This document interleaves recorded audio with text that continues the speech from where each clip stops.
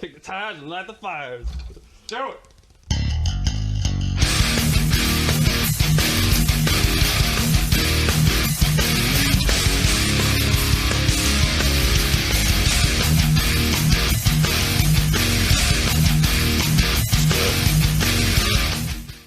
Hey, what's up, Browns fans? Thanks for stopping in the Danger Zone. I'm Josh. He's Rich. What's going on, man? Oh, living the dream. Another Sunday, waiting for the market to open. I know, dude. Every weekend, it's just like, Yeah, dude. Yeah. it's a grind to that Monday. The Monday pre-market action, even not just like market open. Like I like waking up at 5:45, 5:30, 5:45, and knowing that I'm going to see some kind of price action happening. Oh, yeah, dude. Look, man, straight up, I roll over, I turn my alarm off, and then I open Webull and I start scanning around. Like, money, money, money, money, money, money. Just wait. Yes, sir. Yes, sir. All right, we will get into some Browns talk since I guess this technically is a Browns podcast, even though we like to talk stocks once in a while. All right, so week 2 of continuing our training camp preview, positional breakdown type previews. We did quarterbacks last week, Rich. Second week here, we're gonna kick it into the O line. We're gonna give it to the guys who protect them quarterbacks we just talked about. And I think as we get into this breakdown, I want to preface it kind of like I did with the quarterbacks. So I talked about consistency with them. We're getting that with the offensive line as well. We're returning all 5 starters for a second year, and from a unit that was the best unit in the NFL last year, Rich. Yeah, the continuity is a word that's been beat to shit here with the Browns over the years, but or lack of continuity anyway. Yeah, dude, look, the whole posse's returning. I would temper expectations, expecting them to have a basic repeat of last season. You had 2 guys that probably had career years last year.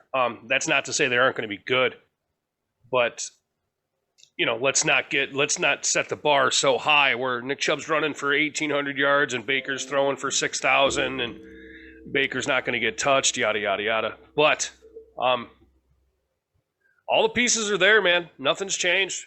Same changed. scheme, just another year in it. And we should pretty much pick up where we left off. Really. That's the hope. I mean, a lot of people are on board with this offensive unit, not just, Browns fans, but, I think you take a look nationally, and obviously my man Baldy comes to mind because, I just love what he's got to say all the time, but, he calls that line the gold standard, and actually called them the union as well because they know how to work together on the field. So, but giving the Browns offensive line some love when Baldy does that, and he's absolutely right. The way these guys played last year, they do earn that kind of that title of the best line and getting these kind of nicknames like the gold standard and whatnot. Now, obviously we have to look at this in reality because this is where we live. This is not likely to be the group after this year in one way, shape, or form. I'm not saying it's going to be blown up, but, you look at a guy, I'm assuming they're going to extend it, but Teller's a free agent after this season, so he's got this season. Right. Then you got Bitonio, Conklin, who can become free agents the following season, and Treader.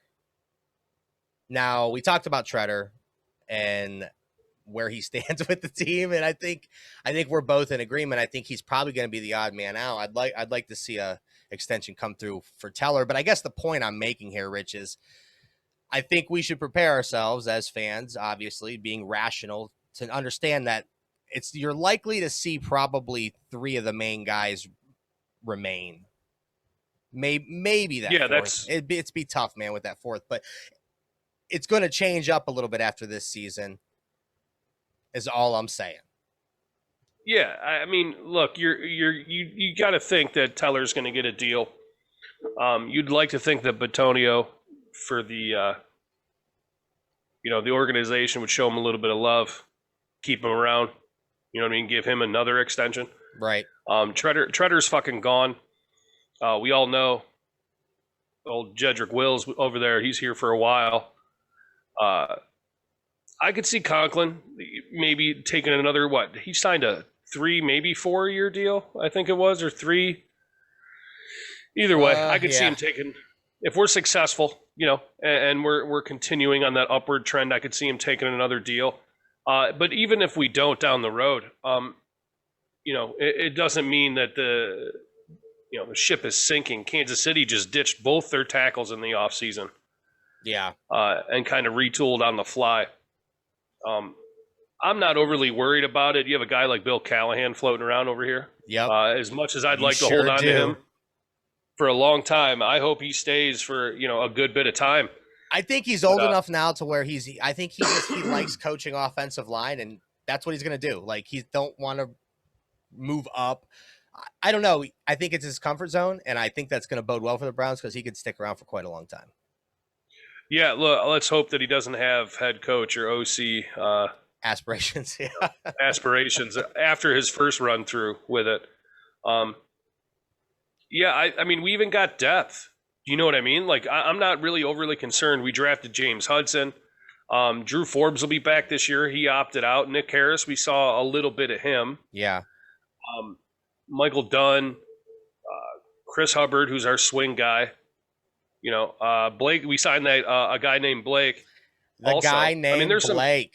Yes, yeah, Blake Hands.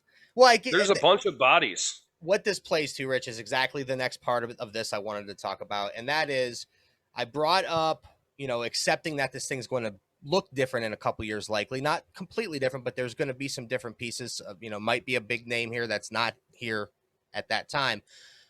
But what you have to do is have faith, obviously. And really, there's concrete evidence building as we speak that this organization can draft well, can put the team in a position to where transition isn't so rocky as we've seen in the past, right? So I think the third cog to this wheel here is the organization, and they're going to be able to do their thing, right? Get these young guys in here, develop them. They got obviously identified an excellent coach in Callahan and landing him. The staff is set up the right way, and it seems to be doing the right things for what we've craved in every position, and that's longevity, right? Having sustainability. So, like I said, Rich, the organization, I think, is another key aspect to that. Yeah, I mean, it all hinges on them, because if we lose a guy on the offensive line and these guys are knocking fucking draft picks out of the park, nobody's going to give a shit. If we start losing guys and these guys, and Barry and company turns around and their drafts are dog shit, well, then it's a fucking problem. Yeah. And that's when it's going to stick out. People will notice after the fact, obviously, that we drafted well and we're able to let some guys walk and fill them in with younger pieces, less expensive pieces as well. And the offensive line, they're going to try to get cheaper as everything else around them gets more expensive. Yes, that's true. I don't necessarily agree with it. I don't care if it's a lot of money or not. Your offense doesn't move unless you have a decent line. But if the front office sticks, kind of does what they've, continues to do what they've done so far, which their drafting looks to be pretty decent. Their talent, evaluation seems to be pretty decent. We didn't notice a lot of guys that just looked out of place last year. We had a bunch of guys filling in a bunch of fucked up spots, and you could say that they all played fairly well. And that goes to coaching and the front office evaluating the talent and getting the right people in place. And sure they've given us no reason whatsoever to think that trend won't continue. I mean, they're going to have dry years here or there, maybe, where it's not, they don't hit any big time picks, but they've just got to be kind of, the draft is a fucking crapshoot, but they've just got to be consistent in getting bodies in here. Yeah, at the right positions, and the offensive line is, obviously one of their top priorities in terms of building a team. And it shows, and I think with this staff, obviously we talk about them having, I say the ability, but you would think it's common sense, but as we've seen, it's not. So the ability to draft accordingly, draft players that fit their model, that fit their scheme, that fit what it is they want a Cleveland Brown to be, and then bringing these guys up with good coaching, a solid organization, which again, one of the things that strike me odd being able to say these days is having a solid organization. But man, you're right. They do a good job and they have a good plan. Rich, the most pressing issue for the offensive line before we start the season, and it doesn't mean it's like hot burner pressing, but just out of all the things, I think would be to have these talks with Teller about an extension, because he is definitely one I'd like to see stick around at least for a few more years. Yeah, I mean, I think the Browns are being smart, maybe, and waiting a year, see if he can duplicate or replicate what he did this past season, or something close to it to warrant an extension. You get a little leery when a guy is decent and then all of a sudden he fucking explodes. And that's what I mean. Wyatt Teller was the second highest rated offensive lineman in football last year. So I mean, the dude fucking went to the goddamn moon. Right. So I don't blame. I mean, I want him signed because I'm a fan. You know what I mean? And I co-host a podcast with my buddy, so I just shout random shit. But I mean, yeah, I want him signed, but I do think it's good on the Browns to kind of maybe slow play it a little bit. See what his true market value might be. It's one of them things, and I think everything is this way in football, right? You wait, and you're either going to cost you more or cost you less, right? Yeah, I mean, man, the guard spot is kind of scary because you don't want to spend a ton of money there, but you want to have some. You want to have a dude. Yeah, and I'm kind of glad. I hope the Browns do wait and see if he can kind of continue on his trend before we sign him to some absurd deal. Because it's gonna, if he has another fucking year like last year, his deal is, he might price himself out of this Browns offensive line. That's part of the reason why I would like to see the talks start now and maybe try to get something done is, yeah, you risk him dudding out, obviously. The risk is there. Like, right. One hit wonder, sweet. But you also risk probably, like you just said, not signing him because he's going to price him out. You're not going to want to pay the money that the market demands of him. But in these finances in the NFL, dude, they're so funny and finicky. Yeah, but on top of it, if you wait a little bit, you're giving yourself the first bite at the apple. Yes, you are. You don't lose that after. For sure. There's no rule that says you can't negotiate an extension in the season. Right. And like I said, I'd be kind of weary of those guys that just all of a sudden fucking explode onto the scene like a world beater. Yes, I'd like to think that it was just some technique work that he put in the work in the offseason, but you don't just put in the work in the offseason and turn out to be a top 3 guard in the NFL. Yeah. You know what I mean? Like that part worries me a bit. Outside of that, dude, I don't really see. We have some decent depth as long as that depth holds up. If we have anybody go down, you got Hubbard that can play all over the place. You got Nick Harris that can play guard and center. We got a guy named Blake that can fucking hop in there too, that he's shown. Blake. I wouldn't, if you got to go multiple games with him, well then, I mean, that's going to be a little bit concerning. But if you've just got to get a stopgap for a day, we're in pretty damn good shape. Not many teams have more than 5 starting offensive linemen. Yeah. Teams aren't just keeping 2 bonus guys on the bench or 1 bonus guy for that matter in a lot of cases. But it's definitely the strength from last season, the overall strength of the team.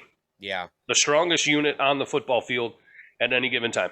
And I'll tell you what, that would be something if we struck gold in any group, positional group, not with an individual player, but a group. The offensive line, in terms of the whole system, drafting, developing, coaching, if we struck gold in that area, we're going to be set for a while, because that is the key to success for this offense. Obviously, we know the importance of quarterback, and we always state that we know it. So we're going to that's like its own thing. We're going to put that in its own thing. Offensive line, we all know. Come on, it's one in the trenches. These guys fucking showed out last year, and I'm glad. We talked about that consistency. We're going to kind of close the offensive line talk with the same talk. I am so glad we have this consistency coming back, because I think these guys can do big things this year. And if I was putting money down, I would probably put money down on Teller doing big things and the exact scenario happening of what we just discussed. Him being priced out of playing here and then him leaving in free agency. But that worry is dampened a little bit by my faith that I'm building that's probably sky high already in this franchise and their ability to run an actual NFL organization. So it'll be interesting to see how this plays out, man. Just looking through some of these guys, and I don't want to keep harping on it, but yeah, I do. I'm a Browns fan. Who the fuck am I lying to? All these guys graded out fucking excellent last year. Oh yeah. I mean, wow. I the gold standard is right, and these guys earned it. Man, God, can this season start? I just wanna see it. Oh, I'm just beyond ready to go, dude. I'm almost to the point where I'm getting tired of talking about it. Like, the better the Browns get, the less I'm going to give a shit about the inner workings of it. Do you know what I'm saying? Like, it's a weird place to be. I mean, I'll still get on the podcast and shout and yell shit all the time, but man, if they can hit in the draft on O-linemen, we're going to be good for a long time. Long time. You know what I mean? Like, if we're able to nail that position down, Jesus Christ, we are going to be a fucking problem going forward for a while. Yeah. And, I like I said, I think they've shown the ability in their short tenure so far to be able to bring guys in. You look at Jedrick Wills, right? Like, there were people who were like, I don't know if he's going to be able to transition. Now, don't get me wrong. He wasn't a world beater last year, but the kid did pretty damn fucking good switching sides. He was more than serviceable. More than serviceable. You know what? There's no. Does he have work to do? Yes. What fucking rookie doesn't after their first season? But he held his own, and he did pretty damn well. I mean, the only time you really notice him on the field is a false start or something stupid like that. And that's a good offensive lineman, unless they're a puller. Then you follow those guys because they fucking wreck people. But, if you don't hear a lot from an offensive lineman, that's usually a good thing. And we didn't hear a ton of Jedrick Wills. We heard some, especially early in the year. But once he worked through that, we were in good shape. He played pretty damn well. Yeah, he did. Like I said, especially given the circumstances of, the positional change. So, look, I think they do well. Just talked about them and their drafting ability, and they're showing to do well. We need a little bit more time to be definitive, but I think they've got a lot of good trends that we're seeing, and the way they operate. And we all thought they had a pretty good offseason, Rich. I mean, I was a little harder on them at first with the B+. We had that whole episode where we graded, you guys were douchebags and yada yada yada, but still gave them the props because yes, it was a damn good offseason. ESPN ranked them, everyone, including the Browns, obviously, and they plucked them at 10th. Rich, now I don't pay for the 4-letter network subscription because I don't pay for any subscription to anything. No, me neither. Period. No, fuck that. And I will never make people pay a subscription for anything ever. Period. Anyway, all I get to know is that they rank the Browns 10th. I don't know who's ahead. I don't know who's behind. But as we were talking before this, Rich, we don't need to know because there is a level of absurdity to this that we can speak to without knowing the rest, right? Yeah, I don't know. Look, there are 2 places that I know. 3, technically. So the Browns were 10. Tampa was number 1. And the Saints were in that group of 10 inside the Browns. And the fucking Saints lost Drew Brees and inserted Jameis fucking crab legs Winston. I don't give a fuck what you think is going on. That's a bad fucking offseason. And the only argument I'm willing to have on a which franchise had the best offseason is the Browns or the Buccaneers. And the Buccaneers only because they didn't do anything. They brought the band back together for another party. Yeah. There's no team in the NFL that got better than the Browns more so this offseason. No team. No, you can't. I mean, even Tampa, they keep the number 1 spot. They won the fucking Super Bowl, and they brought everybody back. So fine, you can have number 1. Browns are number 2. There's not another team that got that much better. There isn't. I don't know how you look at this team, and like I said, okay, Tampa, whatever, but I don't know how you look at the Browns and have them at 10. I don't, look at the additions. Look at the additions. I mean, you went. Yeah. The additions solely made our defensive unit go from bottom fucking 5th ranked and everything to now everyone's stroking them off. Oh, it's probably the 3rd best backfield. Oh, look at the line. The linebacker's not a problem anymore. Look, I'm one of the ones stroking them off. Okay, so yes, I'm making fun of myself too. You can't have them at 10th. Yeah, it's a look. Jadeveon Clowney and John Johnson are enough to win us this discussion. If you stopped there and just did the draft, we win. Look, fine. We prefer, this is more comfortable for us anyways. Keep doubting us. You can't tell me that anybody had a better offseason, for the love of God. Nobody. There's no other fucking team. I mean, I'm trying to think of like other teams that actually got better. They didn't stand pat. I'm saying that actually got better. And I'm I mean, I got nothing. Nothing big stands out. You know what I mean? Obviously, I don't follow the league as intimately as I follow just the Browns, but the big things. Obviously, I don't Tennessee. The only addition they had was a 32-year-old wide receiver who, not taking anything away from Jones, but he's probably on the downside, the decline of his career, especially at his position group. I mean, I'm just thinking AFC. The Chiefs, they stood pat pretty much. Well, they actually got a little worse, you could say, like you said, on the offensive line. Nothing stands out to me. No, the fact, I mean, all right, I'm going to be a dick about it. So technically this offseason, we got John Johnson, Jadeveon Clowney, Grant Delpit, Greedy Williams, just on the defense. Like, those are additions. None of them played last year. Yeah. Even more so. Like, go whatever team, the other fucking 8 teams involved in this conversation aren't even in the stratosphere of the Browns offseason. And the Browns won 11-5 last year. There's that. And we had the best offseason. You can't convince me otherwise. I challenge people. I fucking challenge you. Find me a team that had a better fucking offseason than the Browns. And you better come with it. If you come with some bullshit, I'll just block you on Twitter. I'll just mute you. I'm not even in a fucking mood for it because there's not a real discussion. You're trolling the minute you send me the message. I'm fucking telling you that now. Yeah, I agree. So bad job out of you, ESPN. That's why I don't pay for your shit. That's why, right there. Hot garbage. I mean, fuck, I can spit out hot garbage, and waste less of your guys' time than ESPN does. Damn it. All right, Rich, I'm off of that. I do quickly want to talk about, because we didn't obviously weren't able to talk about it last podcast, the Callie Bronson stuff. So obviously we all know, I'm not gonna go over the whole thing. We know what happened. She got pulled over and she was shit hammered drunk and got a DUI. So like the rest of us would have, at some point.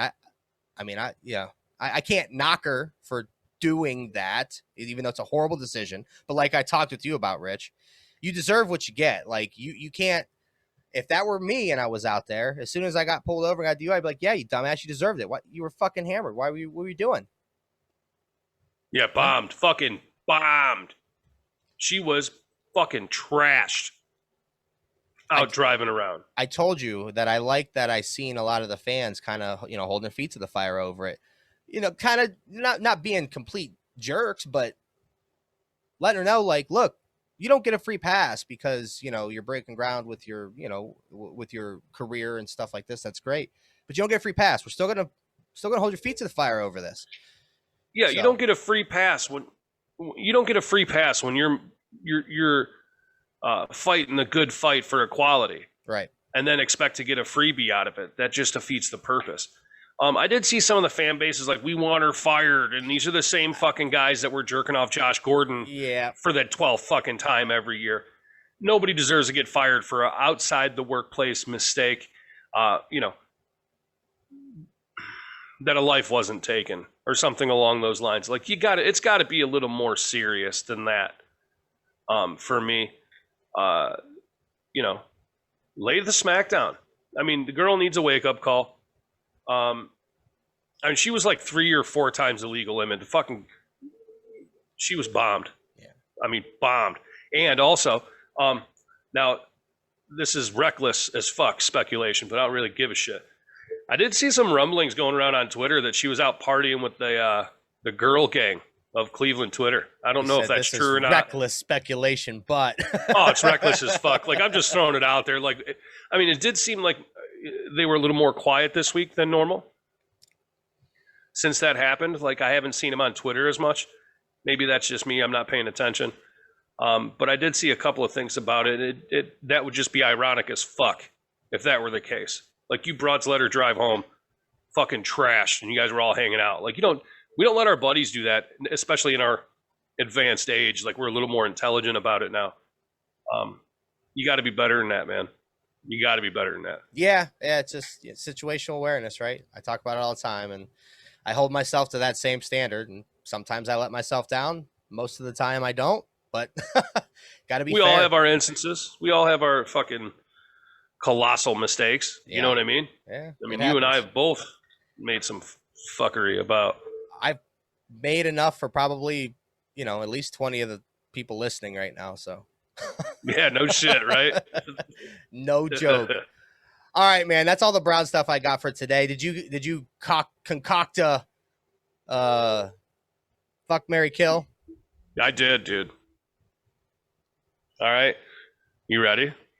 Shoot, yeah. All right, we're going Gilligan's Island. Oh. Ginger, Marianne, and Mrs. Howell.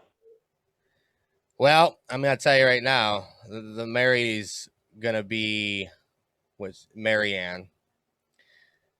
And then I'm going to have to bang Ginger, obviously. And then, look, Miss Howell, you've lived a good life. You had a lot of money. And I'm about to throw you in the ocean. So it's yeah, I mean, okay, that's fair. That's kind of how that's got to go. Yeah, I'm coming from a different angle. I'm more of a long-term kind of guy. So I'm going to marry Marianne. Or no, I'm sorry. I'm going to bang Marianne. I'm going to kill Ginger. And I'm going to marry Mrs. Howell. You're taking the money. Give me the loot. I didn't even think of that. Loot, why didn't I baby. think of that? Give me the loot. Yeah, look, Ginger was always, I mean, when I was a little kid, she was hot. Let's not get it twisted. But like her movie, like the overacting of the movie star persona on the show, yeah, just makes me want to, it's not for me. Marianne was probably a freak. I'll say that for sure. Probably. And like I said, Mrs. Howell, dude, come on. Give me the loot. The money. He said, I'm taking the sugar daddy or the sugar mama route. If I got that kind of money, I can go find a bunch of Gingers and Mariannes, man. That's true. And then after a while, you'd be entitled to some type of alimony, unless you sign a prenup. Yeah, but on a deserted island, who's writing up a prenup? I would have it on my cell phone. I'd be like, you can sign right here. You can sign right here. I'm not legally responsible for anything. Yeah, fuck yeah, dude. That's good. I'm going stuff. After the money, buddy. That's good stuff.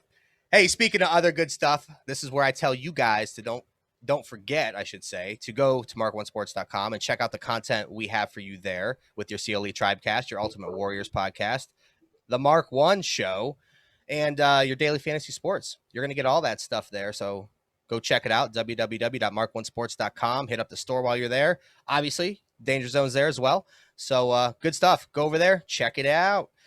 Richard, we've got another week. We peeled off the calendar closer to football. Yeah, just like fucking fast forward, dude. Jesus Christ. I get re-up for all my vacation from work in September. The football season starts in September. I'm not quite over the heat yet. I would hit pause a couple of times on the fast forward to enjoy some more hot summer days. Golfing was fantastic the other day, even though it was hot. It was hotter than shit.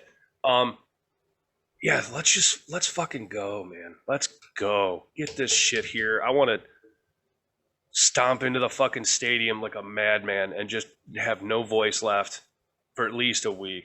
I mean, I'm fucking ready, dude. I'm so ready. I agree. Go Browns, motherfuckers. Go Browns. We're going to take that as words of wisdom. I like it. Go Browns.